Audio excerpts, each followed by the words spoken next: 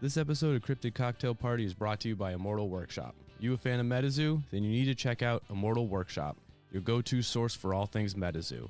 Starting on March 31st, pre-orders for the highly anticipated MetaZoo native set will be available on immortalworkshop.com, and that's not all. Immortal Workshop is also running a giveaway on their site for a chance to win $250 in store credit. So don't miss out on the chance to stock up on your favorite MetaZoo cards and get a little cash while you're at it. But the fun doesn't stop there. Join the Immortal Workshop community on Discord to participate in their bi-weekly webcam tournaments, which are completely free to enter and offer exciting prizes. Make new friends, compete against other players, and improve your MetaZoo skills all at once.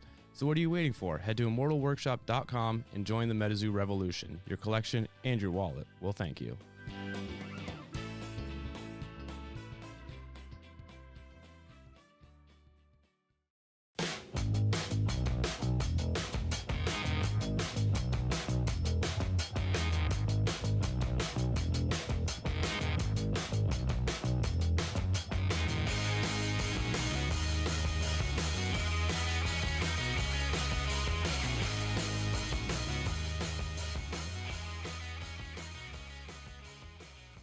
Hello everyone and welcome back to another episode of Cryptid Cocktail Party. I'm your host Dave, and today I am joined by, once again, my good friend Nick Einsman, host of the Dad's Podcast. Fuck. All right. How you doing, Nick? Host of the Dadcast. The Dadcast. Whatever, man. The Dadcast. It's I'm doing Dave, trust me, man. I'm breathing. Well, that's really the only requirement for doing a podcast is the ability to breathe in and out. Oh yeah, and formulate some noises. Yeah, but I mean, they don't have to be like cohesive. It's just you just gotta kind of flow together. Yeah, pretty much. I mean, listen, I got a shrimp burrito in front of me. I have chicken tamales in front of me. Shrimp burrito. That sounds so fucking gross. I am obsessed with shrimp. I don't know. I love shrimp.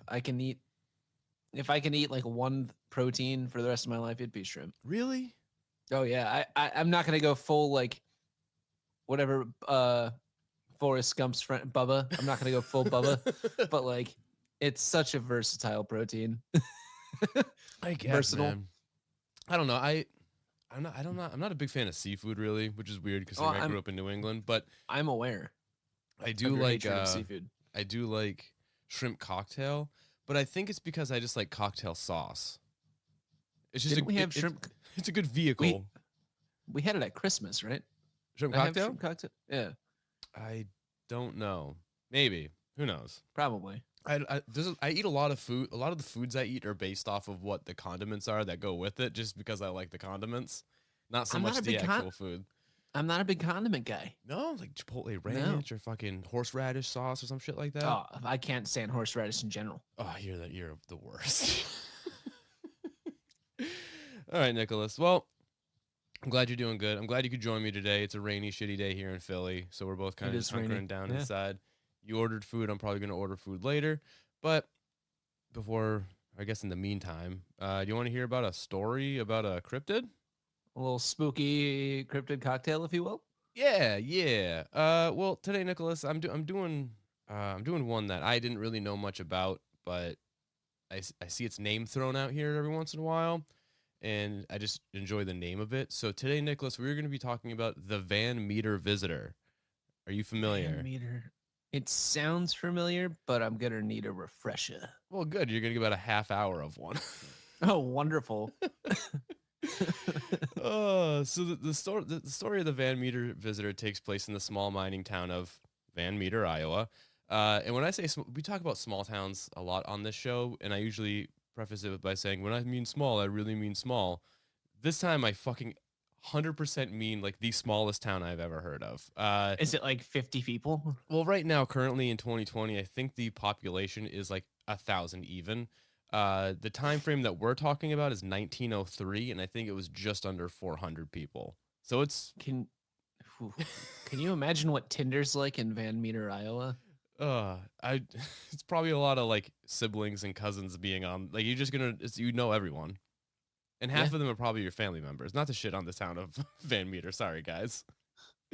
It's all right. Yeah, but the story takes place in the small mining town of Van Meter, Iowa, where over the course of a week in the fall of 1903, several townfolk, many of them respected and prominent men in Van Meter, reported that reported that they saw what they described as a 9 foot tall, half human, half animal with massive wings said to be like smooth bat wings, a horn on its head that shot a beam of light out of its tip that witnesses said temporarily blinded them.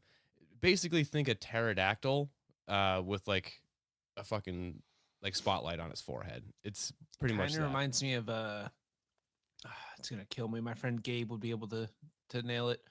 What the hell is it? It's like a Godzilla kaiju or a kaiju from like the Shoho universe or Soho universe that like sounds just like this this goddamn thing. Well, Gabe, I know you listen. Find out what it is. Gabe, I have sent you this podcast, Gabe. Gabe, if you're listening, please ease Nick's mind and tell him what kaiju this reminds him of. It's gonna drive me nuts. Like, I kid you not, Dave. I'm gonna be driving Lyft at 2:00 this morning, or when we're recording this. Yeah. And it's gonna come to me, and I'm gonna scare the shit out of whoever's in the back of my car. You're just gonna scream out a random name, and they're like, "Camera!" They're like, "What?" Just look back at them. Like, that's who it is. Like, I don't know if that's who it is. I know it's not Camera. They're just gonna be like, "Sure, dude, whatever. Can I go home now, please?" They're gonna think it's like a bone collector scenario. They're all the locks in the cars are just gonna go down. 1 star. What? 1 star for this kaiju screaming man screaming about kaiju. All right. Well, the first sighting occurred at about 1 a.m. on September 29th when businessman U.G. Griffith was awoken by what he thought was someone fucking around with like a spotlight on top of a roof. Understandably annoyed, he got up and went to tell whoever it was to knock it the fuck off. But when he went to investigate the source of the light, he saw the light along with something massive jump from the roof to another roof across the street.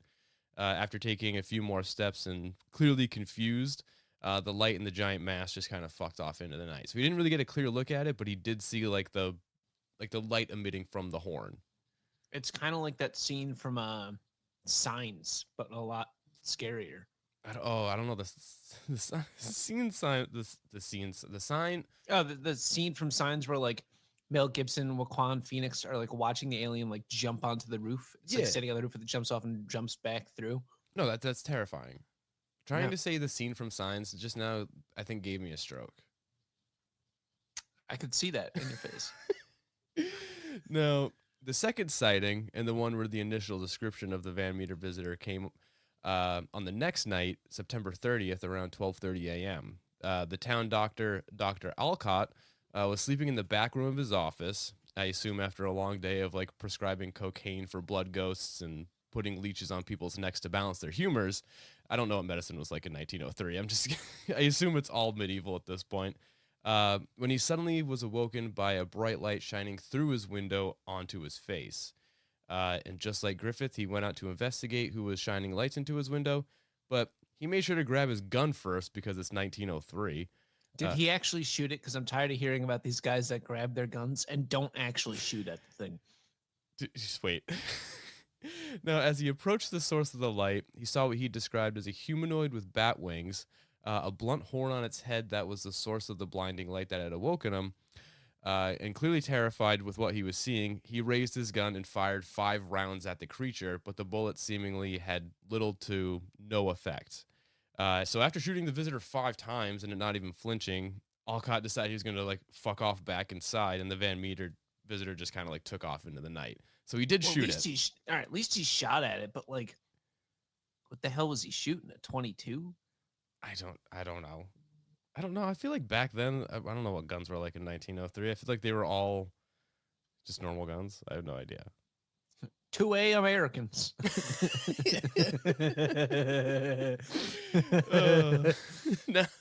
No. You can have my daughter, but you can't have my Winchester.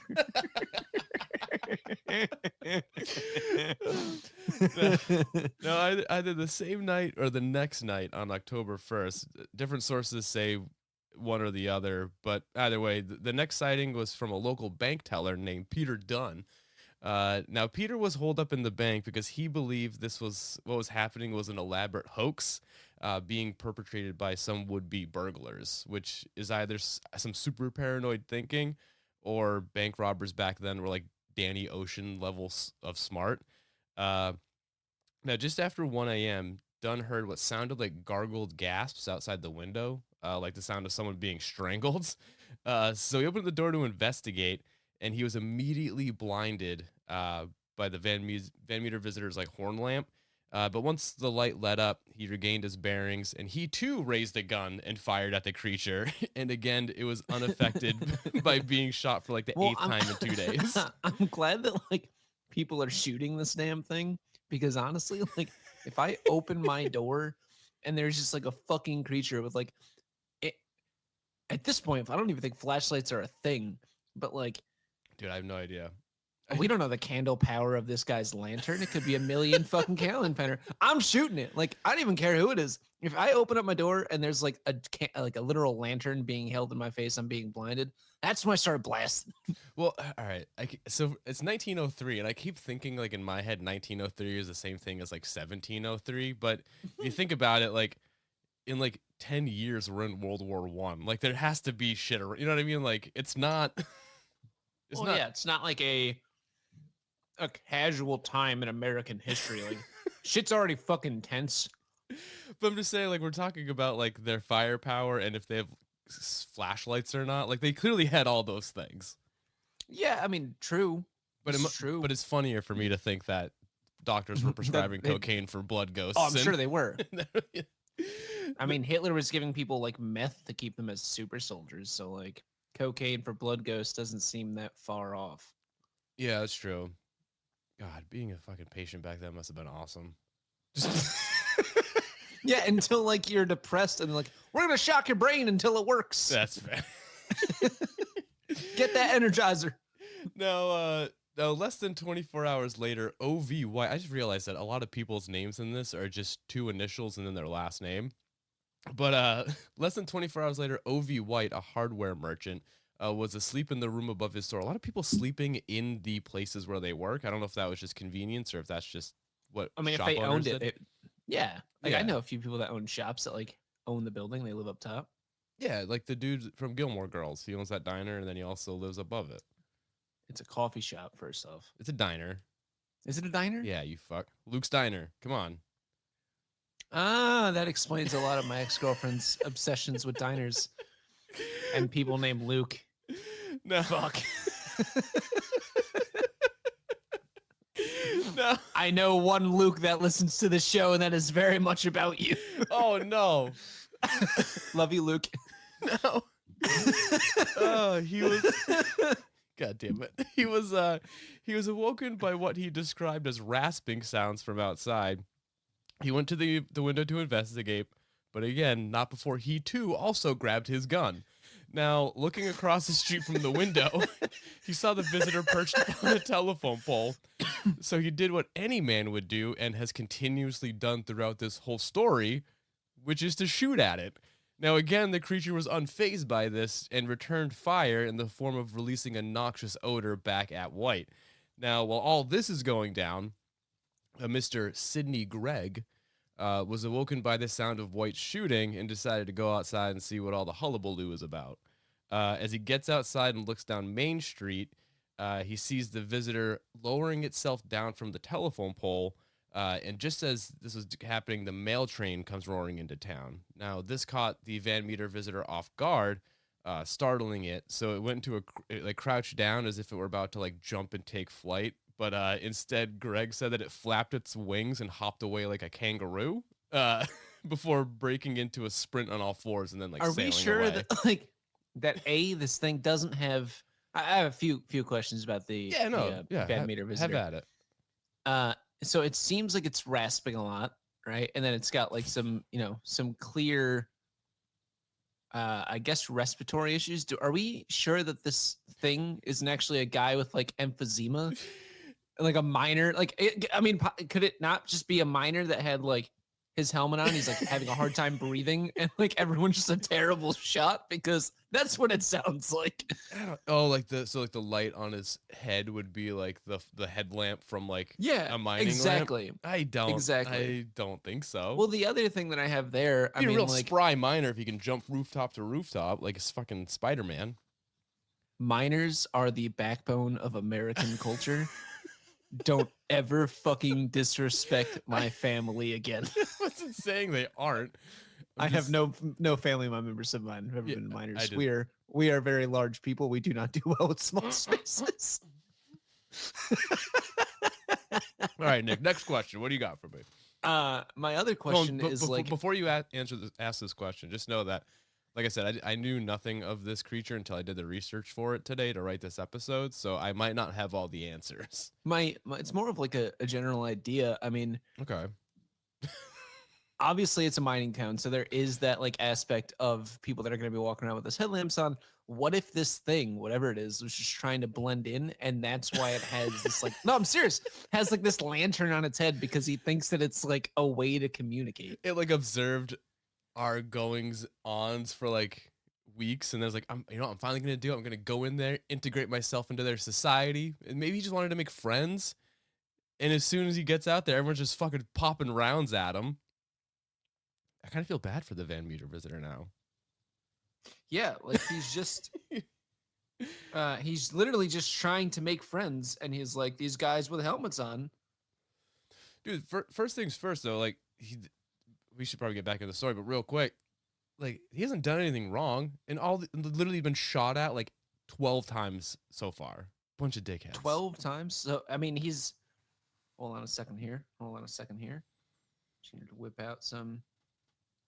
That's 38 times less than 50 cents. We got to call this guy 12 cents. I don't think 50 cent was the amount of times he was shot. Really? Yeah, no, that's not it. Oh, that's fucking stupid. Yeah. So by now the whole town is aware of everything going on, since there have been 5 sightings by the town's like 5 most prominent citizens, with miners in the town believing these sightings have something to do with some of the noises they've heard coming from within inside the mine.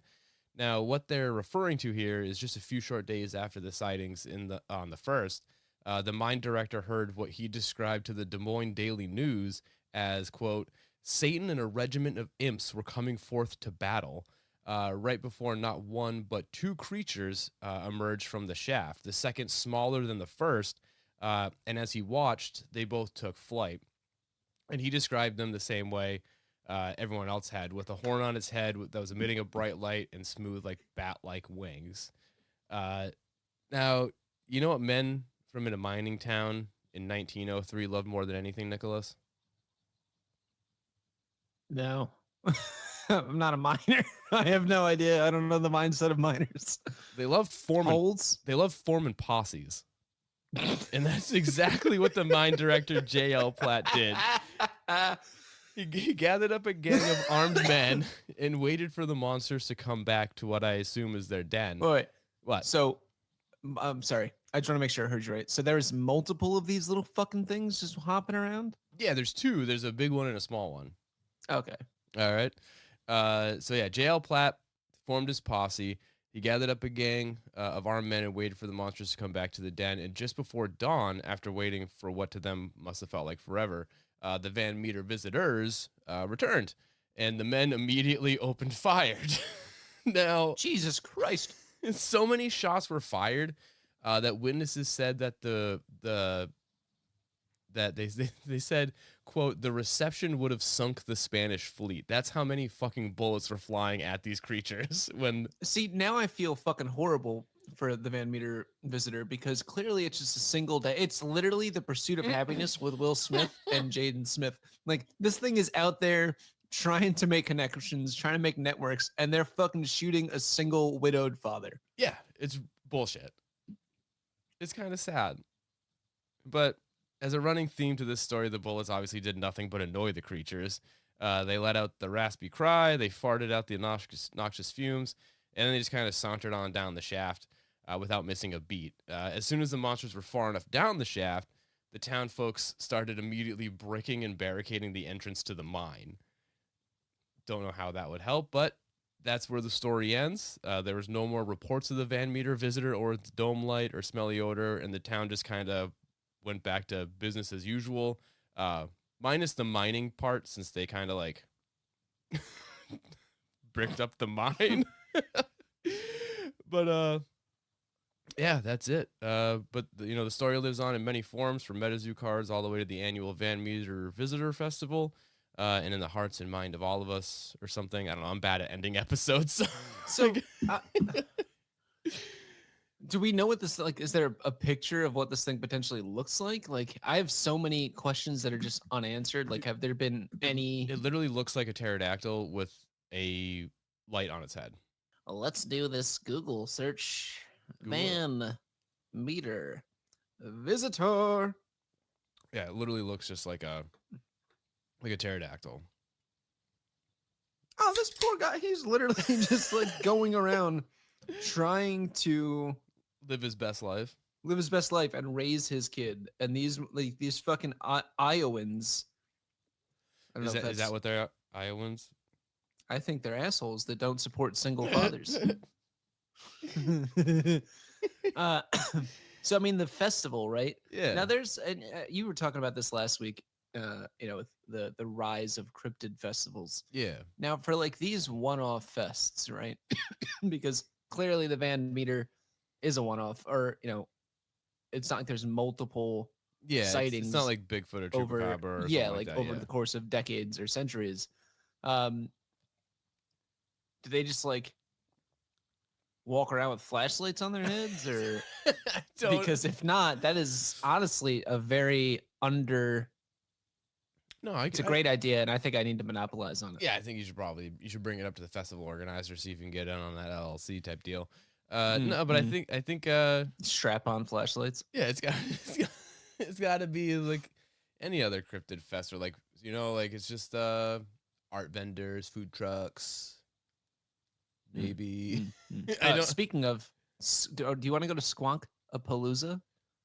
I'm a sponsor of Squonk-a-Palooza, bud. Yeah, I know. So you're going? I don't know. It depends on if I'm still in the state. Oh, okay. Well, I mean, if not, I will go on your behalf. Yeah. All right, but yeah, that's the end of the episode. What did you think of the story, Nick?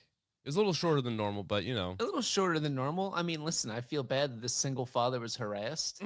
I wish we we got more, I guess, nighttime or daytime sightings, but it makes sense because it's got a flashlight on its head, so clearly it's nocturnal. Yeah. I want to know more about this gas. Did anyone else get gassed? Yeah, I don't know. And they just said it was a noxious odor. They never said what it smelled like. I mean, I can't imagine it's good, but I don't know. Yeah. I have so many questions and they're all just unanswered. And I don't know how to feel about it. Yeah, I truly don't. That's the thing with these one-offs, though. You usually end up with more questions than answers, like the Enfield monster, or Flatwoods monster, or Mothman. You know what I mean? You never. It's nothing. You're never satisfied. If you had to put this up against another one-off cryptid, do you mean like in a fight? Yeah. Who would I pit it against to see who would win? Mm-hmm. I don't think that the Van Meter Visitor has a bad bone in its body. I don't think it's violent. Right. So why the fuck was it getting shot at? I don't know. That's what I'm saying. I don't think. Also, another question for you. This is again not to be that I want to hunt cryptids, but do we know if anyone ever shot the Mothman? They definitely tried. Okay, yeah. They formed posses too during the Mothman. They had people in their pickup trucks with a bunch of guns just going down to the TNT factory or the TNT area. Yeah. But cool. I'm gonna grab my cryptids A through Z book and see if I can do some more digging here. Yeah, I'm sure it's in there. It has to be. Oh, I'd be surprised if it wasn't. The beard's looking good, by the way. The mustache looking real nice. Yeah, I gotta trim it up. All right, bud. Well, I appreciate you coming on. Do you have anything you want to plug? No, not really. Just we're new episodes of the Dadcast coming out. We recorded about 4 of them last week, so season 2 is on its way. Hell yeah, bud. All right, yeah. Sick. Follow Cryptid Cocktail on Instagram at Cryptid Cocktail. We also have a Twitter. I don't ever use it, but we're followed by the Flatwoods Monster Museum, so it's kind of a big deal. The same thing at Cryptid Cocktail. We also have a Ko-Fi if you want to donate to the show. It's ko-fi/Cryptid Cocktail Party. Let's see what else. I think that's pretty much it. Follow Dadcast on Instagram. It's at the dadcast. Yeah, the dadcast. The dadcast. Can't go wrong. It's just straightforward. Just a couple of dads who aren't dads spinning a wheel of topics, talking about ridiculous things. Yeah, that sounds pretty much like this show. Well, Dave, I'm gonna go enjoy this shrimp burrito and stay classy, stay sassy, and don't shoot single fathers.